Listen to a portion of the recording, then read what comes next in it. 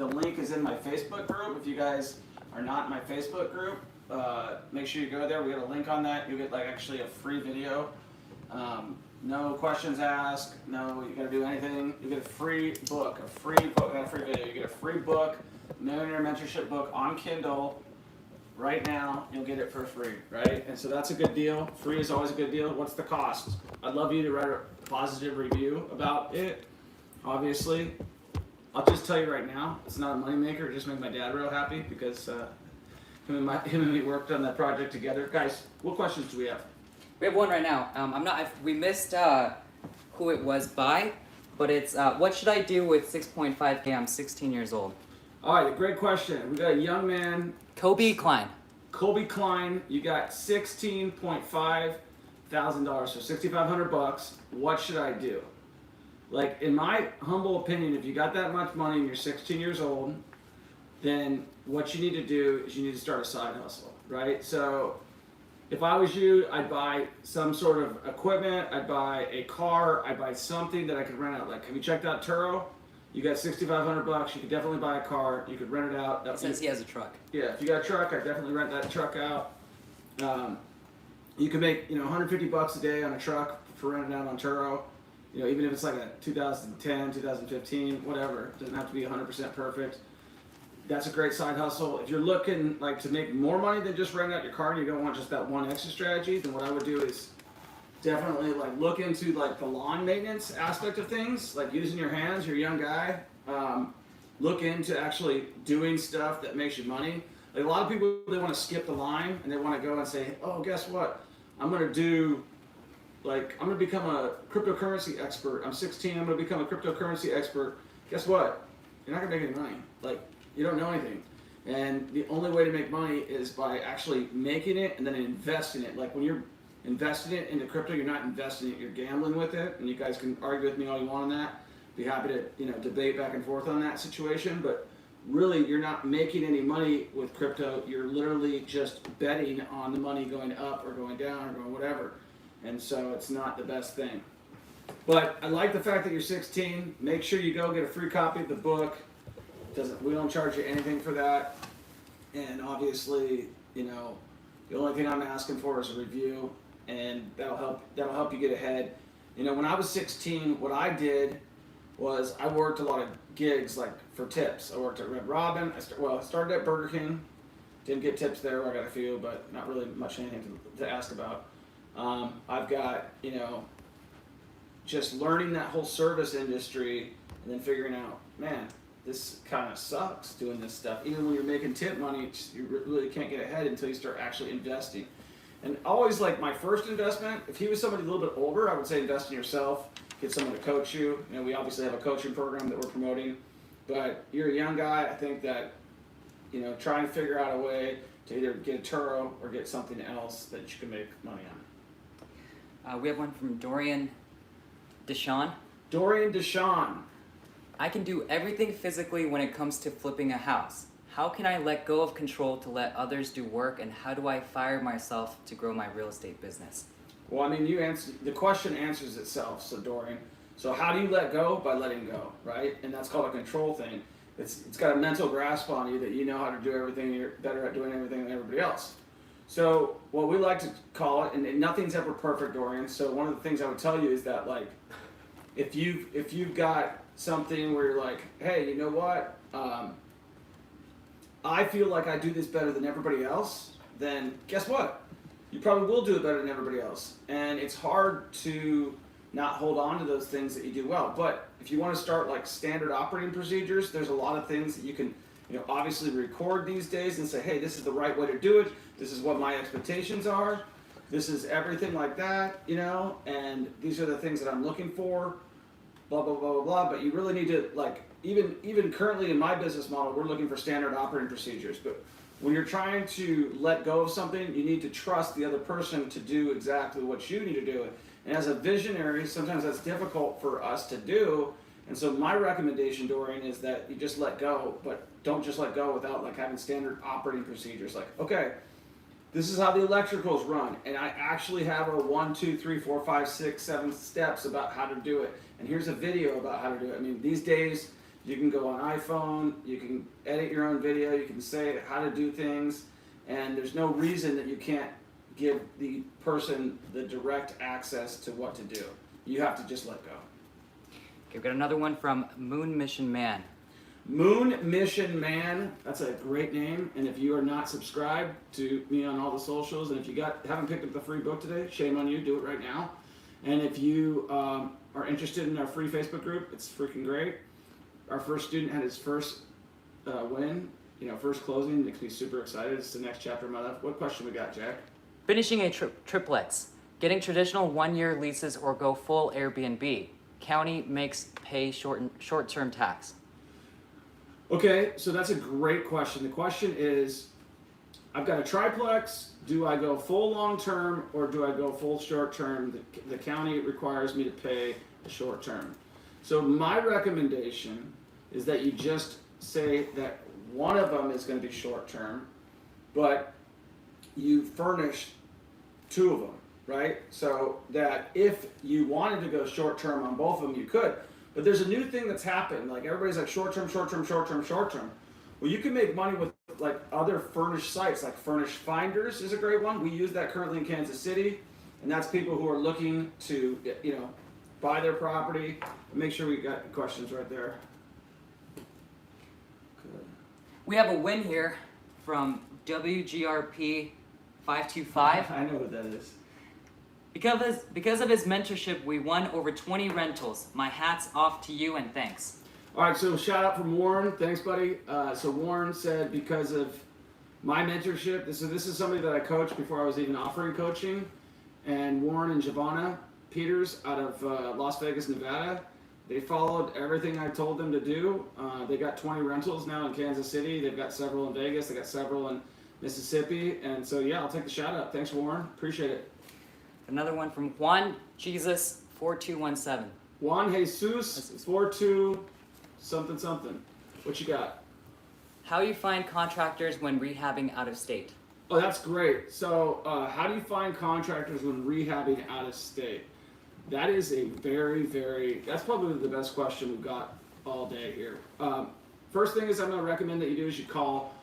So, like what I would do if I was looking for people out of state is what I would do is I'd go on Zillow and I'd sort by the people who have sold the most properties, who've represented sellers the most, and I'd call the agents and I'd say, hey, how you doing? I'm an investor. I'm buying properties in your area. I'm wondering if you have anybody that you would recommend for work on stuff, and then can you set, first things first, get them to set you up on a list. Obviously, you want them to send you properties too, but you also want them to have a reason to want to help you out. So go through those things. You'll probably get 2 things out of it. 1, you might meet a great agent, and 2, you'll actually, get some information.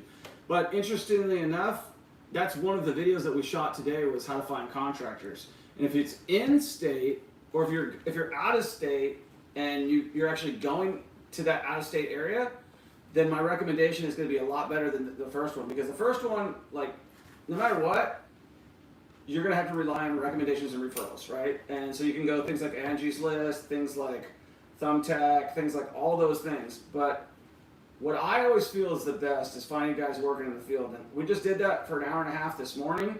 And what we did is we drove job sites, new construction job sites where the guys have already been vetted by the builder. You already seen what they have to say, and you know what's up. We got a bunch more questions coming in, guys. What's my next one, Jack? Got one from Damien. Damien! What's Damien's last name? It's just Damien. Just Damien. Do you have any step-by-step process when wanting to start wholesale real estate?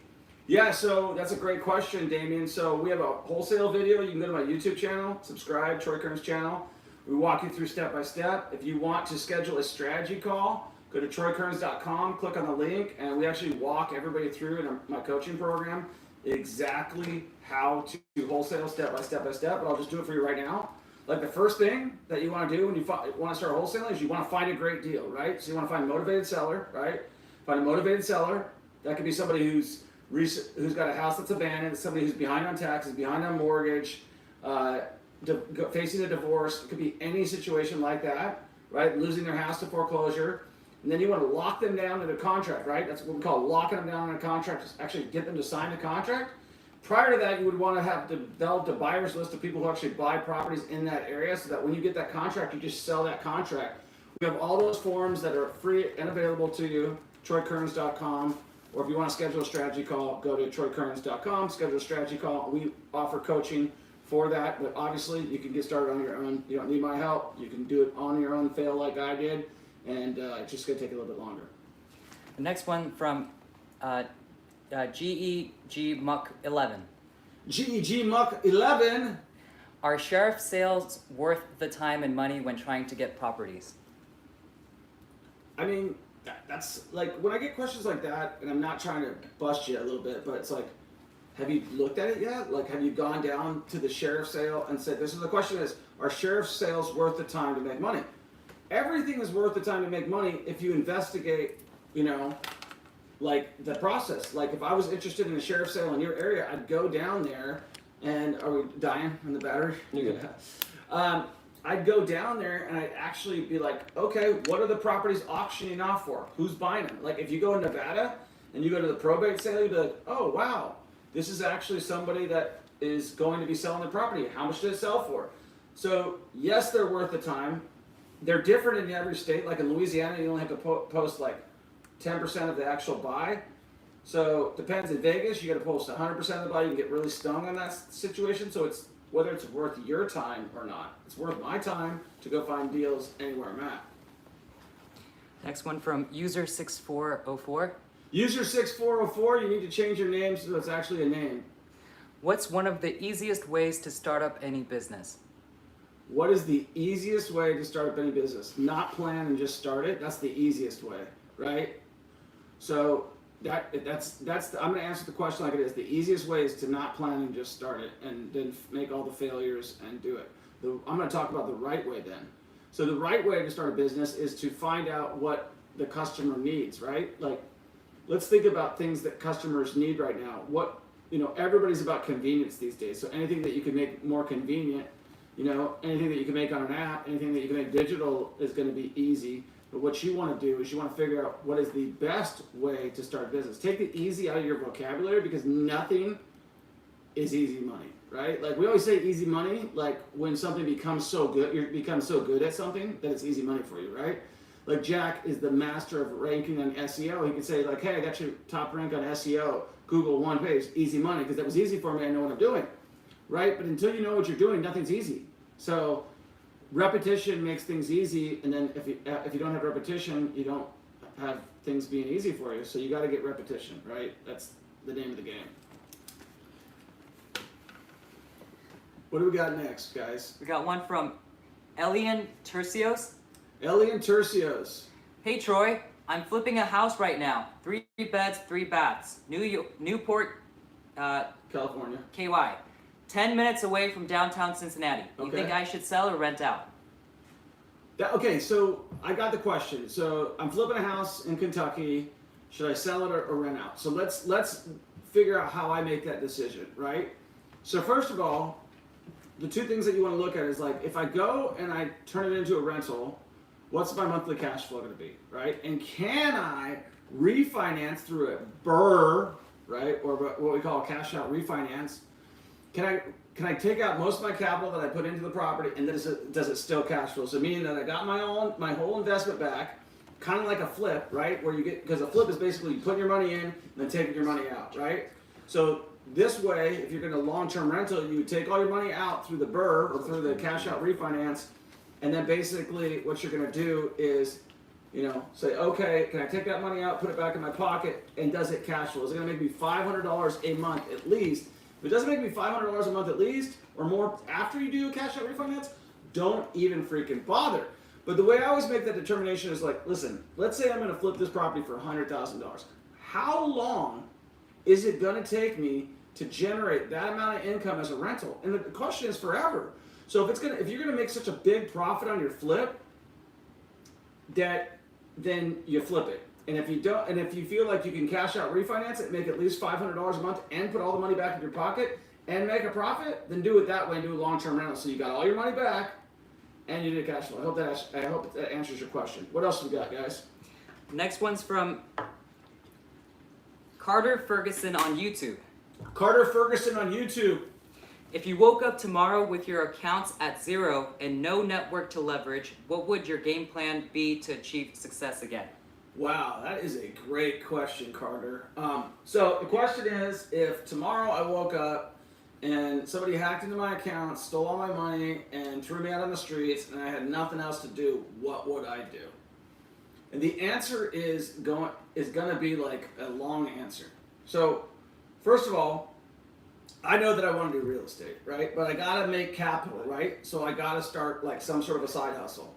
I know that pretty much any city USA, assuming I've got all my limbs, I'm a healthy person, I know what I'm doing.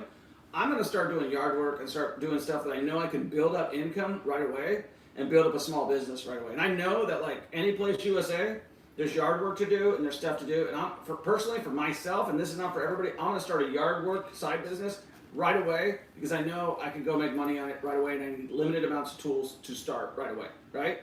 So, and then what I would do is I'd start taking that money and investing it into small things, right? What would be the first thing I invest in, right? I talked about if I don't have enough money to get in the real estate game, I would like start buying cars and renting them out, right? Start taking that money that you made from this business here, buy cars, rent them out. Then that's after I scaled that business, then I would start buying rental properties. So that's what I would do if I start from broke. I'd actually go back and get some way of making money and start building it back over and over again. So the difference between the new Troy that's starting back over and the old Troy is that the old Troy wouldn't know where to go, and the new Troy knows exactly where to go. I still have to take the proper steps to get there. It's not like I can just be like, well, my brain is so powerful, I know all this knowledge in here that I can just start yesterday. The other thing I would do is I'd start wholesaling properties, because if I wholesale properties, I can literally make money while I'm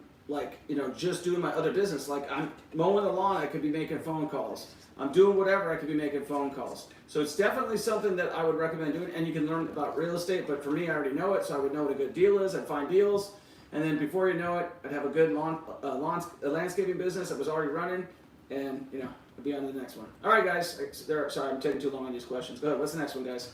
Next one's from rootbeer_LSFD on TikTok. Root beer on TikTok. Newbie here, rehab or wholesale to get into the business first? Wholesale. Here's why. There's too much risk when you rehab a property. Like, you have to get money. If you have to borrow money, or you have to get your own money. The risk of the rehab going wrong or the market changing is out of your control. And if something goes wrong, you're gonna lose your money. And if you wholesale, if something goes wrong, you don't lose anything. So wholesale, 100%. Good job. Good question. Root beer. Next one from Guy Kearns. Guy Kearns. On TikTok. Not related. How do you go about buying property that has back taxes overdue? Oh, I love this question. How do you buy property that has back taxes overdue, right? So it depends on the city, depends on the county, but most counties are going to actually have a tax sale, and they're going to say, hey, on this date, on this time, at this place, we're going to actually offer this property up for just the back taxes. For me, prior to that, like we're getting ready for one in August in Mississippi, prior to that, what I'd be doing is trying to contact the owners who are back behind on taxes and saying, hey, I'll buy your property. You're going to lose your property in tax sales. Here's some money, here's some money, here's some money. I'll buy it from you at this price. So great question. If you want to make big money in real estate, chase people who are behind on taxes. If you want to play the long game, then you just buy the tax sale liens at the tax sale, and then you wait for the taxes to mature. But in the meantime, someone like myself, go contact them, go mature it, go cut you out of the deal, and you wouldn't get anything. So I take multiple strategies on the tax sales. What's next? Next one's on Facebook, Joe Blackshear.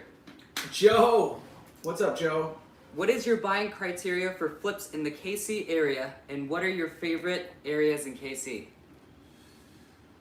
I don't know if I have a favorite area yet. So the way I always look at like flipping properties, some guys will flip and say, I'm like a luxury guy and I want to flip luxury areas. Some people will be like, I love the Overland Park. I'm going to be the Overland Park king. For me, I like profit, right? And so what I'm trying to do is figure out the best profit to make per deal. And I like to put the least amount of money in and make the most money. So like in Mississippi, one I just did recently, I paid 49, we put 54 in, and we sold it for 163, and the net to us is 151. So that's 100 grand in, making a $50,000 return, great investment. So for me, I like low income areas, right? with high returns, right? Because I feel like I got multiple exit strategies very quickly. Like if I'm doing an area like in Kansas City, like a very expensive area, then, you know, in Vegas I flipped in every area. In Kansas City I'll flip in every area. I'm doing one in Stillwell, Kansas. So really it's as long as the deal's deep, I'll buy it, right? If it's like $1 million flip, I want to pay like $400,000 for the house, right? Because I know that $1 million property is probably going to cost a lot to fix up. What's next, guys? Thanks, Joe. Next one's from Jonathan Decker on YouTube. Jonathan Decker on YouTube. If you had 100K to invest, how would you do so? Well, that's a multiple choice question. If I had $100,000 to invest, what would I do? Like they say, diversify, diversify, diversify. So I would probably buy one property for cash. I'd probably try to find a house for 35, 45, 55, 65,000, something like that. I'd park that into a property. So that gave me a little bit of stability, a little bit of cash flow coming in every month. And then what I would do is I'd take the other money, I'd invest in like some sort of investment in myself, whether that's coaching, whether that's something that's going to help you get the right mental attitude. I'd be doing that. The other thing I would do is, again, I mentioned the Turo thing. I would buy a couple cars. I'd rent those things out, and then, you know, I'd keep some cash on the sidelines for other things like that. So a couple different ways to go there. You could obviously take that whole money and invest it in whatever you want. I wouldn't do crypto. I wouldn't do the stocks. I wouldn't do anything that didn't give me any sort of upside or cash flow. What's next? Next one comes from Tony's Gap on TikTok. Tony's Gap on TikTok. Best way to remodel your new investment home. Should I do it under my company name?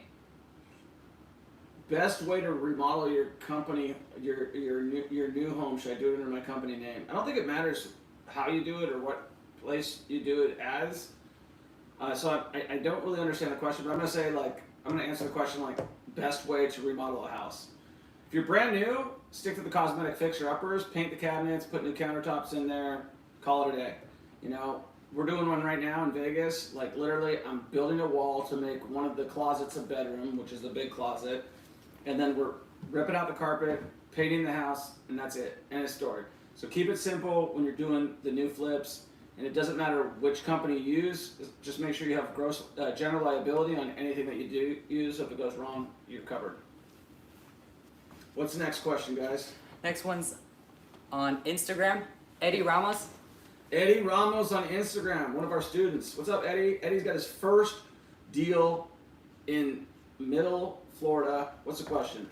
What are the biggest challenges you see that prevent people from pulling the trigger and actually investing in real estate as opposed to talking about it? I mean, we just had this question with a guy who was trying to enroll on our class, and he's like, I gotta think about it. I'm like, man, you already thought about it. Like, you thought about it before here, you thought about it before, and like either it's a right or a left turn, right? And so it's making a decision in your mind whether you're gonna be successful today or not, right? And so what most people do is they doubt themselves, right? And then maybe they invested into like the wrong coaching program or something. I know that Eddie had a coaching program before that didn't work out for him, so I know that he had apprehension before he joined my program. But the biggest thing is like mindset, right? If I'm gonna be successful, if I'm gonna be like somebody who's successful, it's a determination in my mind saying like, yo, I've made the decision to turn things over starting today, not tomorrow. I'm not waiting on anybody else. I'm not like listening to everybody's opinion. Like my coach told me something. He told me if I wouldn't take your advice, I won't take your criticism, right? And that's something that's pretty strong, right? Because a lot of people have opinions about stuff that doesn't matter. And so like Eddie, I'm proud of Eddie because like he went into a situation like completely nervous about 3 hours from his house, new flip property, asked all the right questions. You just got to reassure yourself that you're making the right decisions, right? And that's not coming from other people's opinion. That's coming from the facts out there. So mindset and making the decision is the key thing. Don't like, if you're thinking about it, you're thinking about it, you're thinking about it, you're thinking about it, time just goes on. Like I'll give you an example personally. Like I thought about going to law school so many times and I never took action on it. So now I just got to decide that I just got to realize that I'm never going to law school. I don't have any ambition to go to law school anymore. Why do I want to go to law school? Oh, I've got it on my list of things that I'd like to do. But you know what? That was in 2008. It's now 2022. And I thought about it for about 10 years and never took any action. So make the decision and move on, right? You didn't take the action, you're not going to do it. What's next, guys? Tony Marlow on TikTok. Tony Marlow on TikTok. What strategy do you prefer for finding wholesale deals? Cold call or door knocking? What's my favorite strategy for finding deals? We'll just say, because it doesn't matter if they're wholesale or whatever. So obviously you're going to be way more efficient if you're doing like texting or call blasting, right? But if you're chasing people who are on foreclosure and you can't get a hold of them, and you're like a month out, 6 weeks out, door knocking is like the best way to get it because you're going to get in front of them, right? Go at 6 o'clock, go between 5 and 7, 5 and 8, you know, and you go to their house and you're like, and this is what I tell some of my students too, I'm like, you know, offer them that you're going to allow them to stay in their house for a limited time, not forever, right? Stay in their house, and they're going to be able to save their house from going into foreclosure, which they will. So you reinstate that loan, door knock, boom, boom, boom, give all that information, and you're off to the races. So I hope that answered your question. You got to use multiple strategies when you're investing in real estate. You can't just use one. Like it's like, okay, I just do direct mail, I just do SMS, I just do billboards, I just do that, I just do that. Then you're just going to be limited to that. There's so many things that you have to do these days, and they're inexpensive and not cost prohibitive to try them all. What's next? Matthew Fagan on YouTube. Matthew Fagan on YouTube. I recognize that name. One of our subscribers, Matthew's been with us for a while. Thank you, Matthew. Would you suggest getting your real estate license before deciding what type of investment I decide to do on real estate? No, Matthew, that's just another decision. Like, so if you want to become a realtor and you're like, hey, I want to become a realtor, like that's something that I'm passionate about, I don't want to do what I'm doing anymore, and I want to become a realtor, then that's one decision. If you're just like, hey, I'm nervous before I invest on myself, then that's something that being a real estate agent is only going to give you transactional experience. I don't know any real estate agents.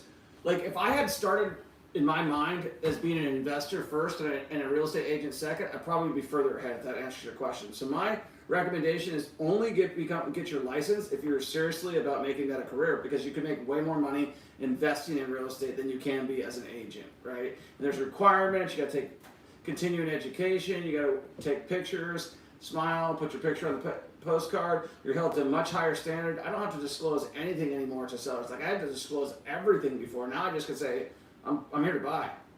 So next question. It's from mcox_511 on Instagram.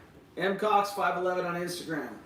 What kind of rates should I expect from a private money lender as a new investor? What kind of rates should you expect from a private money lender as a new investor? You know, I would tell you that 12% would be the highest that you should expect, and anything lower than 12% would be a good deal. So I would say between 8 and 12%. You're probably not going to see anything less than 8. Probably not going to see anything more than 12. I've seen it as high as 14, 15, but again, those are greedy people. So, you know, when we're talking about private money, we're not talking about hard money. Hard money, you know, it's a lot more predictable. Private money is like somebody that you know or somebody that has money, and it's really whatever you negotiate with them. You can make them a piece of the action, like on some deals that we do. You know, we'll do a syndication deal, right? And that's where you bring in limited partners and you give them a preferred rate of return of like 8%, which is what we would offer, and then you give them a percentage of the equity split. So I hope that answers your question. Next one's on Crit Faced on TikTok. Crip Face on TikTok. Since prices are high, should I sell 2 investment properties and try to get a commercial property? Again, that is an excellent question, but I think there needs to be some more. So the question is, prices are high, should I sell my 2 investment properties and buy 1 commercial property? My answer would be, is the commercial property going to make you more money than the 2 properties that you currently have? How much equity do you have? And would it be a better strategy to buy more single family properties in a different market? Like the question to yourself is, where am I going to make the most cash flow, right? What I would do is I take some of that cash out of those properties, and then I 1031 exchange it into a commercial property if it's going to give you a better return, if you're going to make more money, if it's going to give you if it's going to do those other things. But if it's not, then you just keep buying single family houses. I still buy single family houses. Wall Street still buys single family houses. Your commercial is not always the best option to go. I like commercial primarily for the tax advantages, economies of scale, and the fact that people stay a long time. Like, you know, I've got tenants that have been with me since I bought the property in 2013, and they were there in 2008 before. So, just a bunch of different decisions. And you got to do what you feel best about as well. Next Next one's from Juan Jesus 4217 again. I applied for hard money loan and I got pre-approved, but they are telling me that I need to create an LLC. Is this something I should take care to get started? Right, so applied for a hard money loan. They're telling you need to get an LLC to get started. Yep, you gotta do it. Go to swift.com, SWYFT.com. Get an LLC. If you're in business, if you're in real estate business, nobody's loaning your money under your personal name, and you don't want to put your properties in your personal name. You're now a business, and a business has everything as an LLC. You don't hear like Jeff Bezos.com, it's Amazon.com, he's an LLC. You don't hear about Elon Musk, it's Tesla, it's the Boring Company, it's all these companies. So you're not only getting benefits from that, from tax benefits, but you're actually getting protection, asset protection. So if you do something stupid, it protects the lender as well. Like, that's why they're doing it. They're trying to protect themselves too, not just you.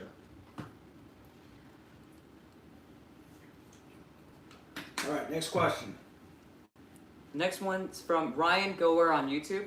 Ryan Goer, hey, one of our top dog fans. I love Ryan. What's up, Ryan? From Dallas, Texas, if I remember correctly. What's the key to marriage as an entrepreneur? Whew.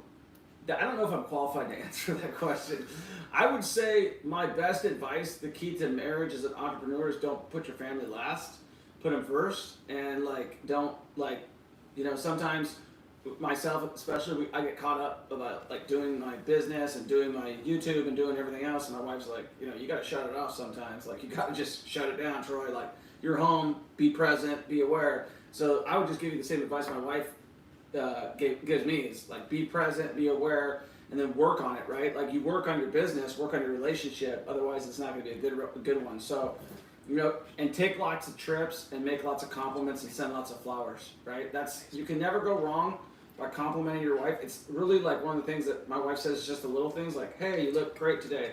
Hey, your hair looks great. Hey, I like your outfit. Hey, thank you for doing that for me. Acknowledgement, all those things. So, yeah. What's next? We got a bunch more questions, guys? Okay. I'll be faster. How much time we got left? 30 minutes. 30 minutes. Okay, it's rapid fire because we got tons of questions. Go. It doesn't have to be rapid. Okay. The next one's the rich get Richard on TikTok. The rich get Richard. I've answered a lot of TikTok questions for this person. Have $250,000 to invest in real estate commercial. Advice? I would tell you take a look at our property that we're doing on 1044 Main Street if you're interested. That's we're going to be raising capital for that deal, and if you got $250,000, it's not enough, generally speaking, to buy something on your own. So unless you have a business, then I would try to partner with somebody as an LP, right? If that's your first deal, or I would try to flip it if it was a single family. But if you're looking specifically for commercial, you probably need to be either an LP or it needs to be your down payment, because your 30% down payment, that's going to put you around $600,000. I don't know what your market's like, but I don't know what that's going to buy you in a lot of places, right? Like $600,000. I have never bought a commercial property for $600,000. My commercial property that I bought in 2013 was for $1.2 million, and now it's worth $3 million, right? And at that point in time, I only had $120,000 to put down. So I would either do an LP with someone. If you're interested in more of that, you can send me a DM on Instagram and we can talk about that. But we may be raising capital for that property. I'm trying to take it on with a private money loan and not do any of that stuff, but there may be an opportunity there if you're looking for that. But yeah, I would either do invest with somebody you trust, like an LP, which is called a syndication deal, where you get a preferred rate of return and then a piece of the equity, and then you have a 2 to 5 year horizon until you get that, till that comes out. Or if you have your own business and you can buy your own property with that business, then you can only have to put 10% down on a commercial property, and then you can rent out the rest of the property. So if you have your own business and you can do it that way, like a small business administration loan, then do it that way. Great question, Richard. Next one's from Instagram, Dorian Deshawn. Okay. How many Section 8 rentals do you have in KC? Dorian Deshawn. How many Section 8 rentals do I have in KC? I think it's 1. Because I hate Kansas City Section 8. It's the worst Section 8 authority I've ever dealt with. To pass our first Section 8 inspection, we had to rebuild the damn house. And I'm like, these guys are just worthless. I would, honestly, if you're really considering doing Section 8 in Kansas City, I would steer you the other direction. It's not worth the headache. It's not worth the aggravation. don't even bother doing it unless you're like doing brand new construction, because they're so strict. It's waste your time, it wastes your energy, it wastes your money, and I do it in a lot of other places. So I think I have a total of one here. We went that route. It was like 100% the route I was planning on going, and I completely abandoned ship. I said, forget it, we're not doing it anymore, because HAKC, Housing Authority of Kansas City, sucks big time. They suck, and I would not use them. I do not like it. They're not for me. And you know, we had to literally take a bag of dirt and sprinkle it on our paint chips to make sure that things are going right. So they were happy with this. It's ridiculous. Joe Blackshear on Facebook. In your investor career, what has been your biggest fail forward? Meaning, what was a fail that led to learning or winning? Great question. So I just had a major one. It wasn't in real estate though. It was in so it's called staying in your lane, right? And when I was I had a towing business in 2016. I bought a towing business from somebody else. I built it up to be this massive thing, and I was really proud of it. It's like my baby. I'm like, all right, my baby's growing. I feed my baby's good. And all of a sudden, I realized that nobody liked my baby because I was their competitor. And so all of a sudden, all the bureaucrats in Nevada started coming at me pretty heavily. I got tickets for all these BS things, like for nothing. All the stuff that you hear about from people, you're like, oh, that never happens, and it did happen to me. And I'm like, it's not what you know, it's who you know. And you better have the right phone call when you need it, because if you don't know the right person, you're screwed. So it's not what you know, it's who you know is probably my best piece of advice. And I learned that by failing at something. And then the other learning lesson in that is stay in your lane. You know what I mean? Don't go too far left. Like, you know, YouTube, Instagram, social media, that makes sense. We're talking about stuff I'm talking about. You don't hear me talking about how to be a successful tow operator, because I sold that business. But, and then, you know, and there's 3 lessons in that actual deal. So first one is stay in your lane. Second one is know when to quit. Like, I never quit. Like, that's my thing. It's like never quit, never quit, never quit. And so since I'm so brainwashed to that, I probably should have quit like 2 years before then. And then obviously, you know, it's not what you know, it's who you know. Next one's from Guinness Show 1 on TikTok. Guinness Show 1 on TikTok. Do you know any hard money lender for 100% financing and all rehab costs included? Me, I mean, like if the deal's right, like you better have a ridiculous deal if you're asking for those types of terms. Like meaning that the house is worth $200,000 and it needs 50 grand into it, and you bought it for 50 grand, and you know what the heck you're doing. Otherwise, you got to have some skin in the game, because traditional hard money lenders are not going to do those type of loans. Private money lenders are going to do those types of loans. People who know you and stuff like that are going to do those types of loans. But for my guys, they'll go 90% on the purchase and 100% on the rehab. Pretty much everybody I deal with. So I don't work with anybody that does 100% rehabs on anything. Most people are going to want you to have skin in the game. I imagine if you bought the deal deep enough, you could probably get someone to finance the whole thing. But you know, private money would be the best way to go. Again, if you got a ridiculous deal, we call that a loan for land, meaning that like we know you bought it so right that if you default, we take the house, we're in a better position than you are. So that's who you're looking to borrow from. Next one's from C_Toad on TikTok. C-Toad on TikTok. What's a good cash flow to you? What's a good cash flow to me? The question is too broad. I like 20% gross cash flow on my rentals. So if I bought the property for $50,000, 2 times is $1,000. That's a gross return, meaning before expenses and everything like that. So I like a 20% gross cash flow. Next one's from